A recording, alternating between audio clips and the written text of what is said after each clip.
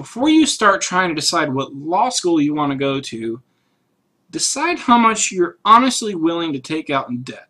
I suggest you go online and you find some of these interest rate calculators for student loans or any kind of loan. Just set the term and the rate limit up. It's not what it once was. It's 5.4% interest for student loans.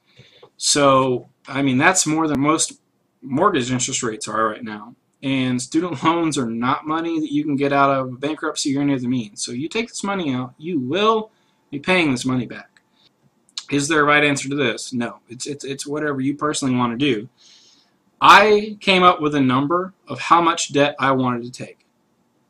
And then I had a few variables of, well, this might change this, but I had a pretty hard number. And then what I did is I applied. I applied to 11 schools. And what I did is I did 2 or 3 in what I would call where I placed myself in the 25th to the 50th percentile. I applied to quite a few where I was, I'd say, above median. And then I applied to a few where I was 75th percentile. It's always good to have options because then you can start weighing everything. And another thing I can tell you is do not get caught up on the ranking game. Am I going to tell you that ranking is not important and it's not something that I took into account? No. Am I going to tell you that it doesn't make a difference to some people? Yes, it does. But what kind of lawyer do you want to be? If you want to be on the Supreme Court of the United States, if you want to be the President of the United States, or if you want to be in like the top 40 firms in the country, big law, Wall Street, it absolutely matters for your first job where you go to law school. But having worked in the field, people, I would say what the vast majority of lawyers are, that people in their mind have lawyers, defense attorneys, personal injury attorneys, tax attorneys, things like that. Tax, sometimes it matters where you go, but it doesn't matter where you go to law school. I worked for 10 or 12 lawyers. The same thing that 10 or 12 of these lawyers told me is at the end of the day, it doesn't really matter. It might matter for your first job if you're 22 because you have nothing else to go on, right?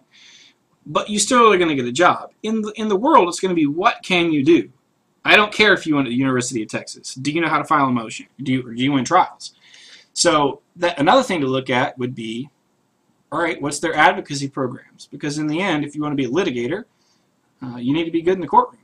And if, let's say, a third-tier school is beating a first-tier school in litigation competition, something would tell me that third-tier schools are getting prepared pretty well. If you look at how ranking systems work, a lot of times it's off library size. It's off library size, how much do the professors publish. It's off so many different factors.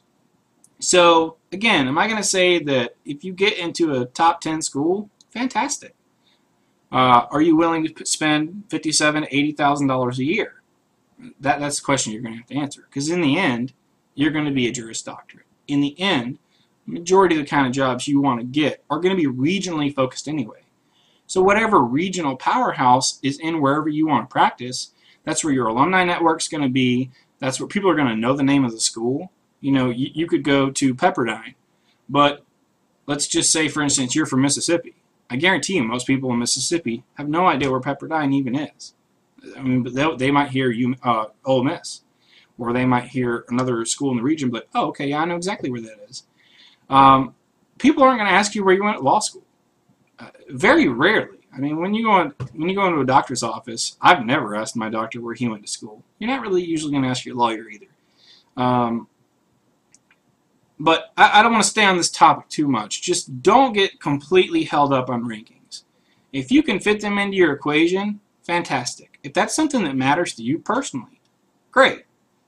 But find out how much you want to pay. Because chances are, if you can get in to these really high-ranked schools, let's say Emory, for instance, okay? Emory is about $57,000 a year.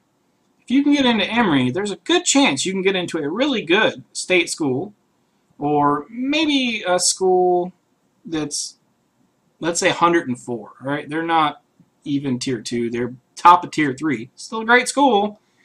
You might be able to go there for free. You don't understand the mounting pressure of student debt until you really get into it. Some of us don't have that problem, or some of us have much less of that problem. Sometimes there's a school that just has a great program, and you're going to choose that school for that reason. And again, I get that too. But decide why you want to be a lawyer during this process also.